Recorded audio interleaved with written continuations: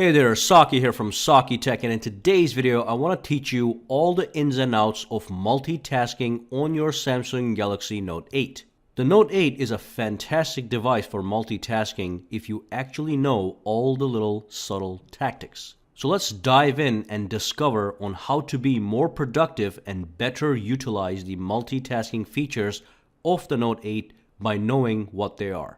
By the way, if you're wondering what case I'm using for my Galaxy Note 8, you can find the link down in the description box below. It is the official rugged protective case by Samsung made specifically for the Note 8. Just check the links down below. Now let's dive in and discover. Alright, so I'm very sure that most of us here know the basics of multitasking. So let's say I want to multitask on my smartphone, on my Galaxy Note 8. I would launch Chrome, for example, and then I would tap the Recents key button. And then I would tap this button on the top in the middle, the button that looks like two windows. That's the multitasking button. When you tap this guy, the window goes to the top, the one you tap the button on. And at the bottom, you can open another window from the apps list. Or if you have any recent windows, they'll show up right here. So if you tap on the apps list, you can launch the calculator. And now you have two windows side by side and you can do multitasking. I can either work on this window, or I can come back and I can work on this window and I can do some meaningful multitasking with any app that I please. And of course I can resize these windows up and down so I can make the calculator look a little bit larger, or I can make the Google Chrome look larger if that's what I desire. And of course if you want to kill any one of these windows, you just swipe it away and it's gone. And then I can go here and I just killed all the windows. Now here's stuff you can do that's a little bit beyond the basics. So the first one I'm going to show you guys is go to the settings, go to advanced features, and then scroll down to multi-window, tap on this guy, and there's two options here. Let's take a look at the first one, then we'll move on to the next one. The first one is use Recents button to, and that means you have two options. You can use the Recents button to actually activate split screen view or activate snap window. Let me show you how that works. It is enabled right now. So in this scenario, let's say that I had Chrome up. Instead of pressing this and then pressing that button there, what you could do is you can simply bring up the application and then press and hold the Recents key, and that activates multitasking automatically, pushing the window that you were focused on to the top, which was Chrome in this case.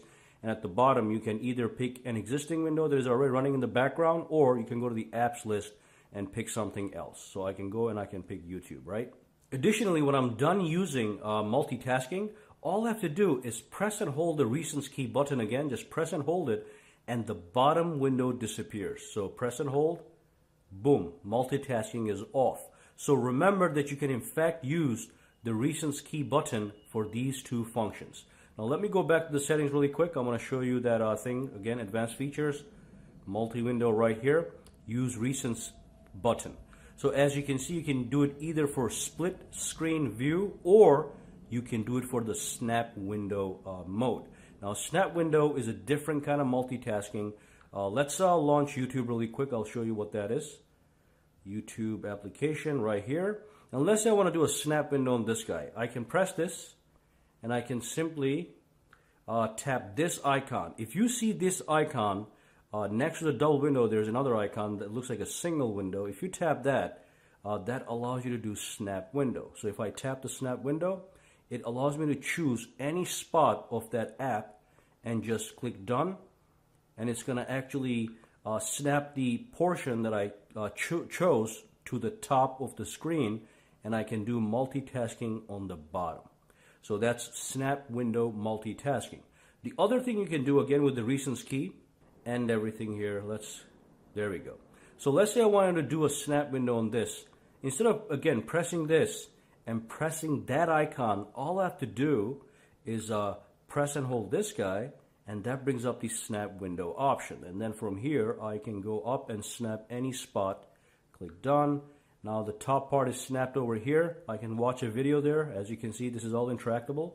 And then I can come back here and do something else on the bottom as I'm watching a video upstairs over here.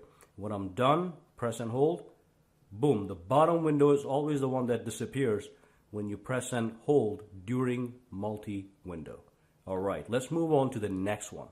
Now the next option I'm going to talk about is called the app pairing. You do this by using edge panels. So let me show you the edge panels first. So let me pull in the edge panels, and this is the apps edge.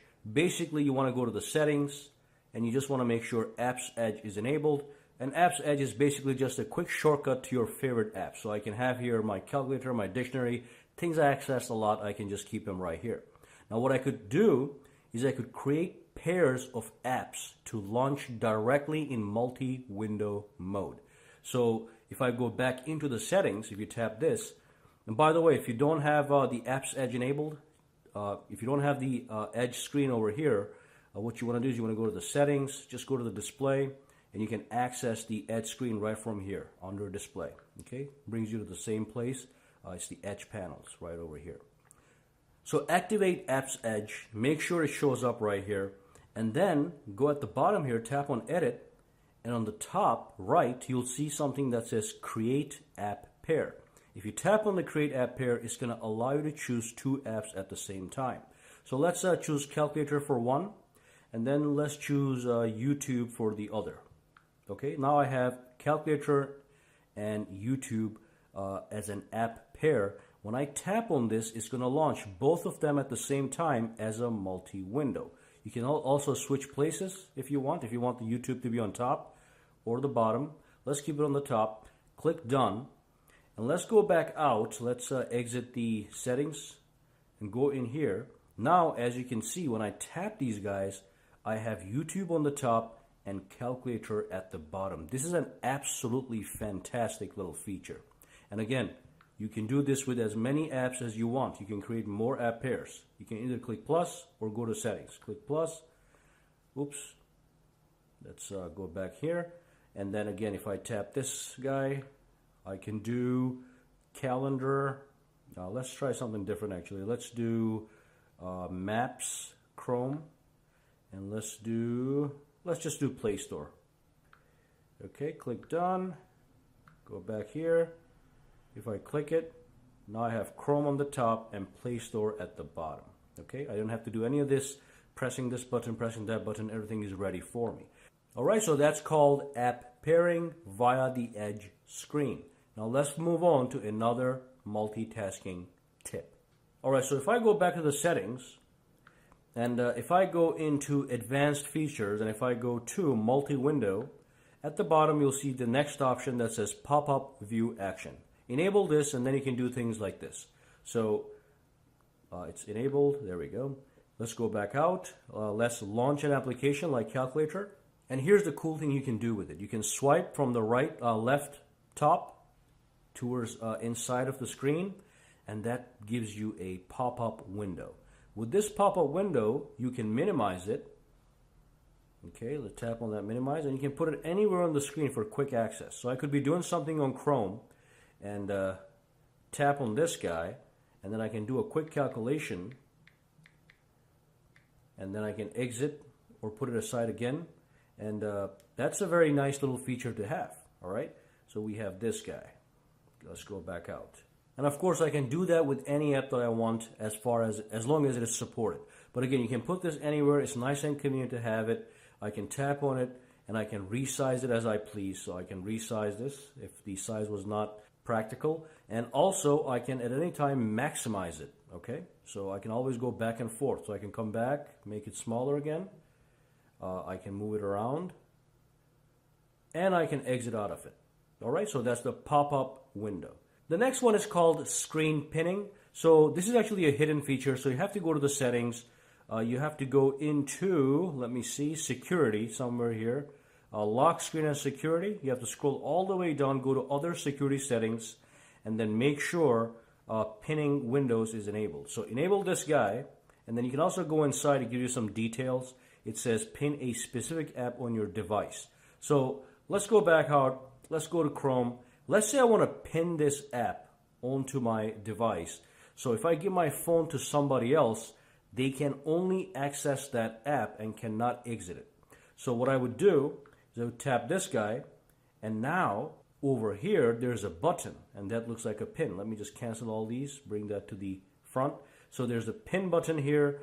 let me use the S Pen to point at it. So there's that pin button. I can tap on that pin button, and that's going to pin the window. And it says, turn on pin window, start. Now remember, when you pin a window, it gets locked into place, and to exit that window, you do have to press and hold the recents key and the back key at the same time, as it says right here. So let's start. The app is pinned. If I tap the home screen, it's not going to go back.